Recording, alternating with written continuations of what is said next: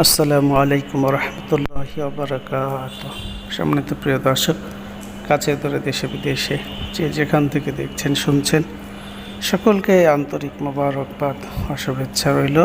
প্রিয় দর্শক, আমরা যদি ধনী হতে চাই, আমাদের জীবন থেকে অভাবকে যদি দূর করতে চাই, সংসারের মধ্যে সচ্ছলতা আনতে চাই, তাহলে আমাদেরকে এই আমলটি করতে হবে। এই আমলটি কেমনে করব, কিভাবে করব, সেই বিষয়টা আজকে জানবো এবং এই অনুযায়ী আমল করবো ইনশাআল্লাহ। তা আল্লাহ তাআলা আমাদের সকলকে আমল করার তৌফিক দান করেন। সম্মানিত দর্শক, আল্লাহ রাব্বুল আলামিন আমাদেরকে সৃষ্টি করেছেন, শ্রেষ্ঠত্ব দান করেছেন, শ্রেষ্ঠ নবীর উম্মত করে দুনিয়াতে প্রেরণ করেছেন এবং যত সৃষ্টি রয়েছে সমস্ত সৃষ্টির মধ্যে আল্লাহ তাআলা আশরাফুল মাখলুকাত আমাদেরকে বানাইছেন, এই সম্মানে আমাদেরকে অধিষ্ঠিত করেছেন। সুবহানাল্লাহ। তো আল্লাহ রাব্বুল আলামিন আমাদেরকে সৃষ্টি করে ছেড়ে দেন নাই, আমাদের জন্য এই পৃথিবীতে রিজিকের ব্যবস্থা রেখেছেন। আমাদেরকে স্মরণ করব, ফাজকুরুনি আযকুরকুম আশকুরুলি ওয়ালা তাকফুরুন। আল্লাহ তাআলা বলেছেন যে তুমি যদি বান্দা আমাকে স্মরণ করো, আমি আল্লাহ তাআলাও স্মরণ করব। সুবহানাল্লাহ।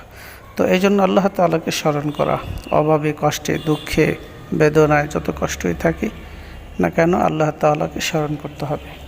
তো আল্লাহ তাআলাকে কীভাবে স্মরণ করতে হবে? আল্লাহ তাআলার শেখানো, আল্লাহ তাআলা রাসূল সাল্লাল্লাহু আলাইহি সাল্লাম আমাদেরকে শিখিয়েছেন কীভাবে আল্লাহ তাআলাকে ডাকতে হবে, কীভাবে আল্লাহ তাআলার কাছে চাইতে হবে।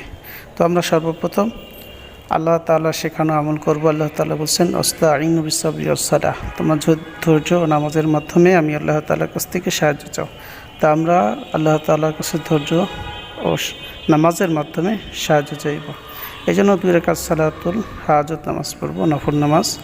এই 2 রাকাত সালাত আদায় করার পরে আমরা আল্লাহ তাআলার কাছে ছোট্ট একটি দোয়া, যে দোয়া নবীজি শিখিয়েছেন, দোয়াটি হচ্ছে সুবহানাল্লাহি বিহামদিহি সুবহানাল্লাহিল আযীম ওয়া বিহামদিহি আস্তাগফিরুল্লাহ।